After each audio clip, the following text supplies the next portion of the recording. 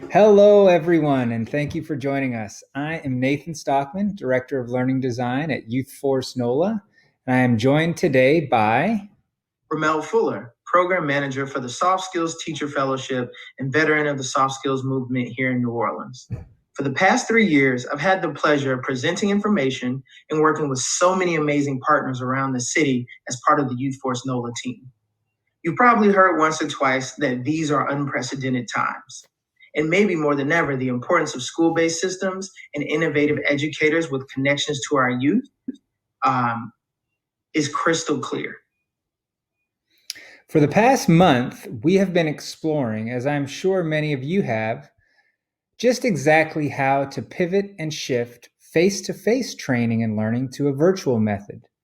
Now, I know what you're thinking. Thanks a lot, Captain Obvious. But I need to preface this conversation with that because I want to remind us all of the common ground and note a very important verb: pivot, not stop. Nobody has just folded their hand and said, I'm done. Everyone I've spoken to is working hard to find their voice and rhythm through a virtual model. Everyone, including us. So, what we've been doing is attending and listening to as many webinars, Zoom calls, and town halls as we can in an effort to one, gain as much information as possible, and two, glean those best practices and strategies from those presenters. We have only delivered a few actual workshops and meetings ourselves over the past month, but we have practiced and sat in on so many. What we'd like to do is share with you lessons learned thus far in hopes that you can hit the work button and jump past through all those hoops we have been able to go through. So, we have just a few points we want to share, but they are all bounded by a few essential truths. So, before we dig into the 5 best lessons, let's remind us that this is new for everyone. Every day is a new experience, new technology, new motivations, new everything. The minute you think you've figured it out, something will come along and derail that. So, be okay with being vulnerable. That being said, let's jump into number 1. Number 1, practice, practice, practice. Using any web conferencing tool as a host is a much different experience than using that same tool as a guest. Trust me. Try casting your screen, sharing information to a muted audience, only to find out that the connection was lost and your audience was gone. No, that didn't happen to me, but every time I do it, that is what it can feel like. So, practice with a trusted critic, someone who can be as honest with you about the content as they can be about the execution. Remember your first day student teaching or your first day in a classroom. Staying up late in front of the mirror, practicing, this is just like that. Well, except the mirror is a trusted friend. This will help you troubleshoot any technical issues, but also give you added comfort and help you deliver a clearer message. So, now on to number 2. When possible, have a co host. That's right. We have discovered that a handy partner in crime can make this task so much easier to accomplish efficiently. Ramel and I have assisted each other in such ways as supervising and tending to the chat room on Zoom, assisting guests with their muting and unmuting, uploading links to the chat room so people can follow along better, interjecting if something is offline or out of whack. There is strength in numbers, and in this case, strength is just a single partner helping you out is huge. If you are lucky enough to have a co-teacher or an ex-student you trust or a colleague with whom you share these duties, well, this has been an extra layer of efficiency and execution for us, plus accountability and support.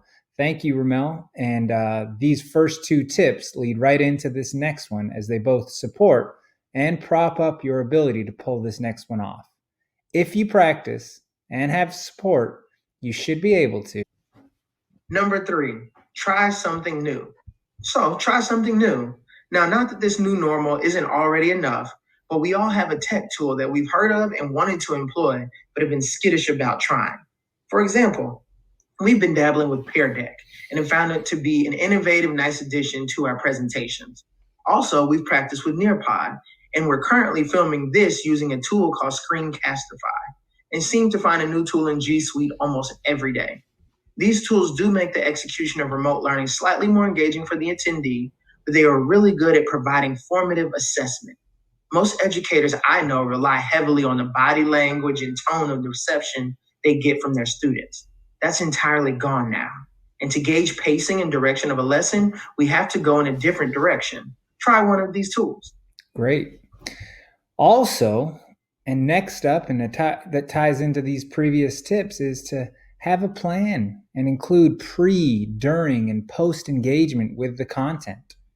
For example, by sending out a pre survey and a post meeting reading, you can provide some solace to yourself that your content is at least being thought about outside of the walls of your meeting, even just a little bit. That's important because it will help with retention. Also, if you provide opportunities at individual engagement within the content during the session, you allow yourself some time to breathe, adjust, check your instruments, but also allow the attendees to get deeper into the content.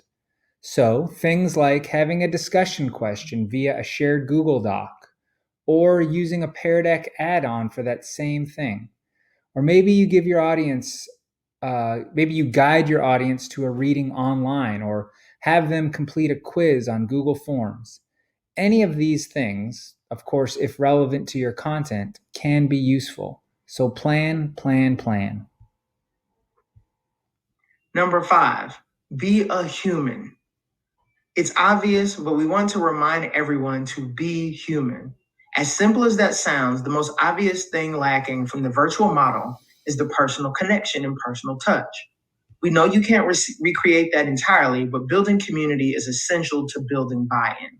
Ensure that you have a plan for a check-in or a check-out and a reminder of the very, very social nature of learning. Some of the easiest ways to accomplish this are simple icebreakers, using thumbs up and thumbs down type statements, or even just sharing an insightful or embarrassing truth that happened in your life. Any of those things can easily personalize the presentation and ensure that the experience has been somewhat humanized. Great points, Ramel. These are just a few of the things we have discovered to be helpful in our own pivot from face-to-face to virtual. As I mentioned earlier, these points would be bound by some essential truths, as I called them.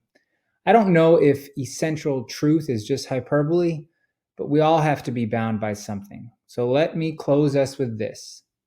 Don't ever forget your why. Your why is the driving force behind the work you do. It doesn't leave you just because we are undergoing this massive global shift. It might impact your what and your how, but your why is the thing that has driven you to this point and even to this point in the video. Trust your why. Thank you all. We are here for you. Nathan Stockman and Ramel Fuller. Have a great day.